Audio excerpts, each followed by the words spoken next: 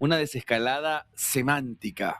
Es decir, es la búsqueda perfecta de Donald Trump para evadir que el Congreso tome el control de la guerra en el paréntesis, ¿no? Donde se le solicitaron 200 mil millones de dólares al Congreso para sostener esta misma operación. Estamos hablando de que 60 días transcurrieron y hay una presión muy fuerte en el estrecho de Hormuz. Efectivamente, Donald Trump hacía referencia al último buque iraní que fue detenido por las fuerzas estadounidenses, donde le dijeron voltee, se retorne, y Donald Trump dice, el capitán dijo, sí, nos volvemos rápidamente a Irán. La realidad es que esto es una guerra de narrativas, por ende también escuchamos este tipo de advertencias barra amenazas desde Irán. El último comunicado que habíamos mostrado a Khamenei, que no aparece todavía, pero fue televisado y decía que todavía tenían un armamento importante en Irán que no se ha utilizado. Mañana, sábado, es un día al que hay que prestarle muchísima atención porque durante el fin de semana las bolsas no están activas, sino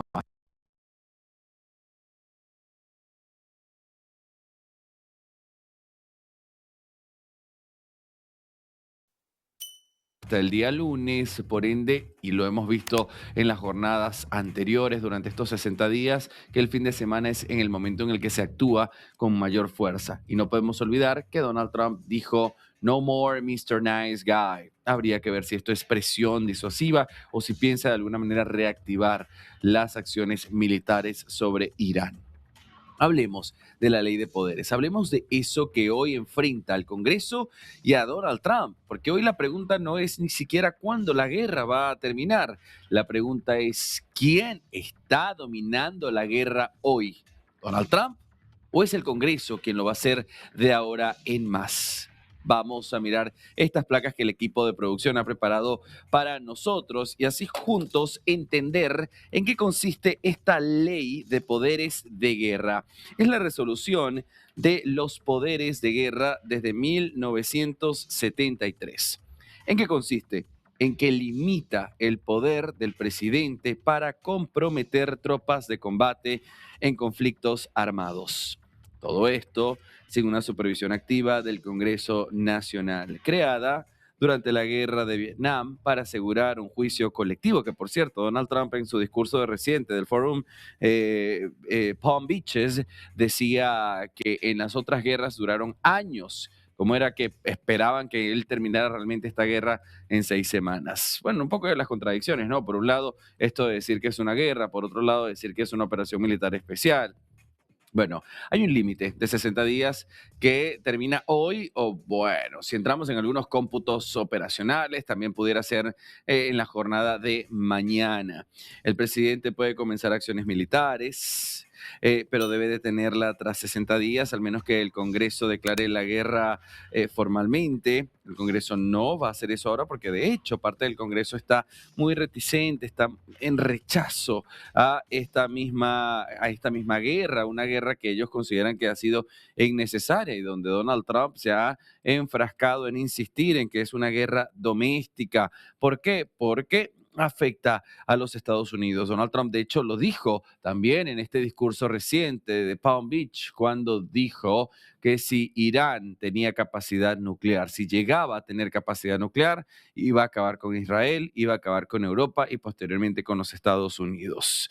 Se permite una extensión de 30 días para la retirada de tropas. Esto es importante. Esto es importante. A partir de mañana, Estados Unidos tiene 30 días, según el Congreso, según esta ley, The Wars Resolution, la ley de poderes de guerra, porque ahí tendrá 30 días para retirar las tropas. El hecho es que hay una presión económica, una búsqueda de asfixia al régimen islámico iraní a través del estrecho de Hormuz. Ambos están utilizando ese cuello de botella por donde pasa el 20% del petróleo a nivel global como una moneda de cambio. Vamos a una más. Después del límite de 60 días, fíjese, hoy 1 de mayo se cumple el plazo inicial. Trump afirma que el plazo fue suspendido por el alto al fuego vigente y al no haber intercambio de fuego activo, las hostilidades técnicamente cesaron. Esto no es algo con lo que el Congreso esté de acuerdo.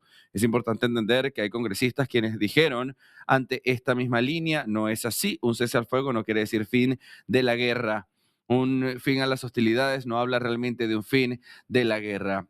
Ahora, la situación es que esto le permite a Trump evitar pedir permiso al Congreso por ahora. De hecho, si usted me pregunta cuáles son los tres escenarios posibles, ya se los voy a contar. Miremos este dato final. La oposición mantiene que la administración Trump está violando la ley.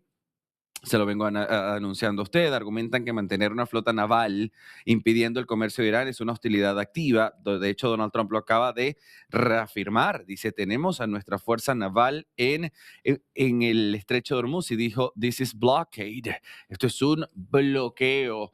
Es decir, tienen el control del estrecho de Hormuz. De hecho, bromeaba con respecto a la respuesta que daba el capitán de este buque que fue directamente al que le anunciaron que tenía que darse la vuelta y retornar a Irán. Vamos ahora a hablar de lo que es este último punto. Han amenazado con utilizar la cláusula de gastos. ¿En qué consiste? Esto es importante para bloquear cualquier fondo destinado a la operación en Medio Oriente. Y es acá realmente la línea roja. Si se quedan sin dinero, si se quedan sin esa capacidad monetaria, Donald Trump tiene limitaciones muy fuertes para avanzar en eso que él quiere llamar operación militar especial y que su oposición está llamando una guerra.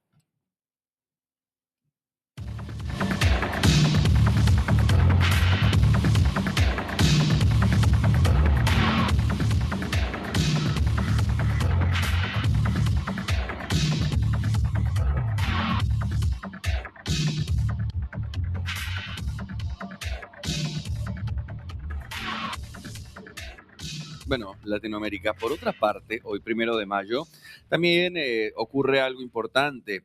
Emiratos Árabes Unidos hace unos días anunciaba su salida inminente del cártel de la OPEP.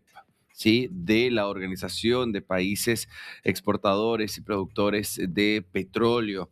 Estos países que fundados, estamos hablando de Arabia Saudita, que es una especie de director de facto por su capacidad de producción de petróleo.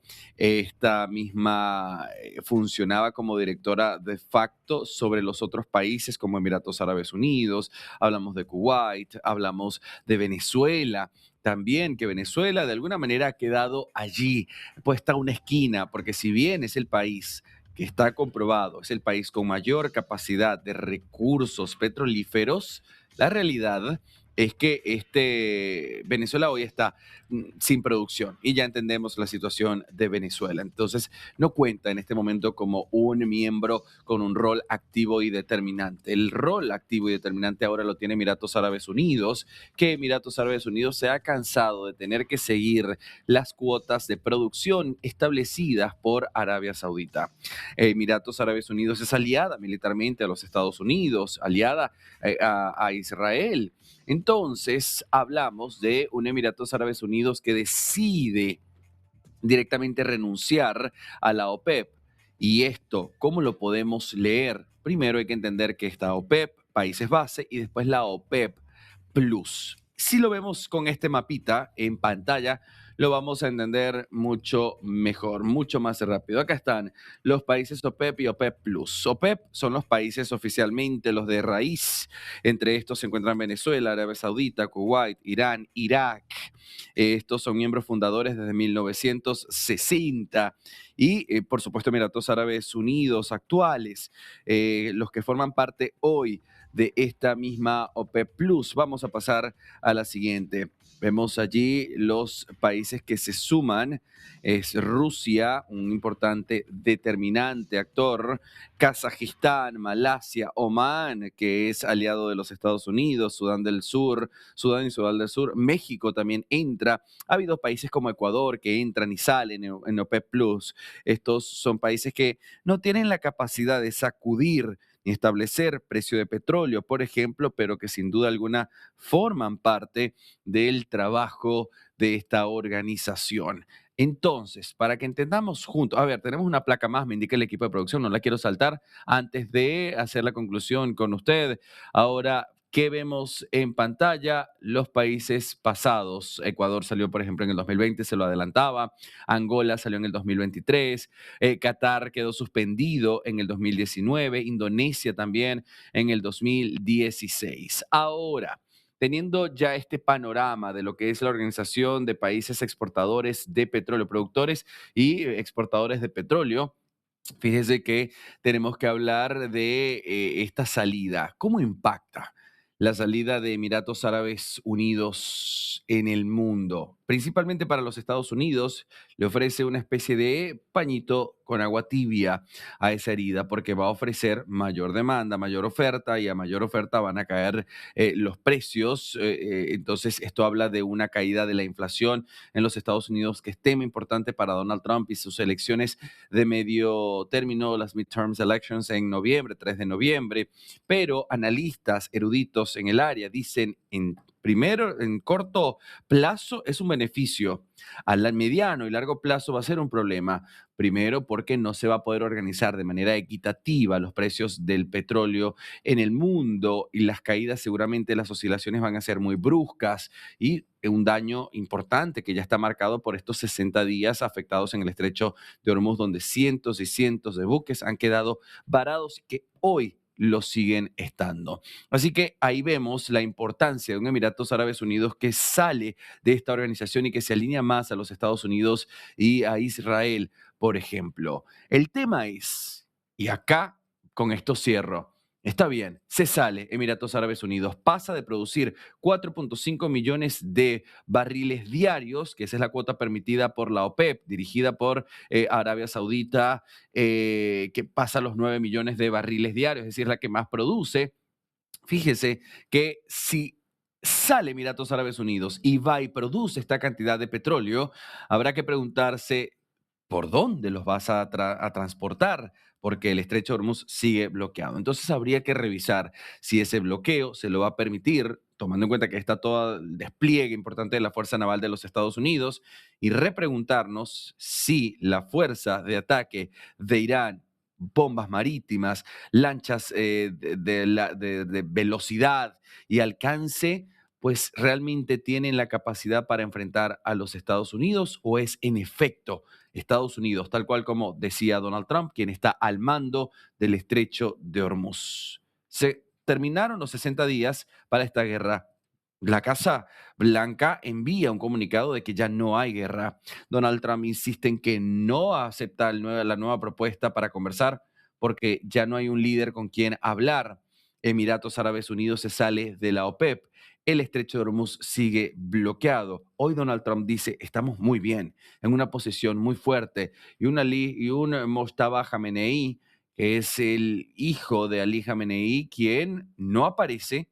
Hay quienes dicen que está muerto, pero hay un mensaje en televisión iraní que dice, tenemos todavía armamento para defendernos y es Estados Unidos quien está perdiendo en esta guerra. Lo cierto es que escuchamos la narrativa de Trump victoriosa, pero también hay que analizar ciertos puntos. ¿Cuáles? A diferencia de lo que ocurría en Vietnam o en Irak, hoy no hay un enemigo claro. ¿Es este señor a quien vemos en pantalla? ¿Es la Guardia Revolucionaria? No hay un objetivo claro tampoco. Es evitar a como dé lugar que Irán no tenga un plan nuclear, o es a través de ese plan nuclear que se cambie un régimen y se elimine por completo, o que se cambie pero que sea más pro-occidental. En ese mundo de grises deja, por supuesto, un espacio mucho más grande para los errores, porque quien no sabe a dónde quiere ir se pierde en el camino. Y este es el miedo que se sostiene, por ejemplo, con los Estados Unidos. Hay otros actores también importantes. Israel. ¿Cómo va a quedar Israel? El premier Benjamín Netanyahu, hiperaliado a los Estados Unidos, pero también quien entiende que esto es una guerra existencial para ellos. Si Donald Trump decidiera irse hoy, como lo dijo él, pues a Irán le corresponderían unos 20 o 25 años para empezar a reponerse. Pero en el entretanto, ahí está el vecino Israel y está Hezbollah en el Líbano, que supuestamente están en estas conversaciones para ceses al fuego, pero durante el cese al fuego fue muy frágil, con ataques, disparos y estas sirenas constantes. Entonces la situación es realmente compleja en una guerra que se desarrolla a nivel informativo, a nivel narrativo y en campo de batalla, y que por ahora tenemos que ver cuál es el siguiente paso.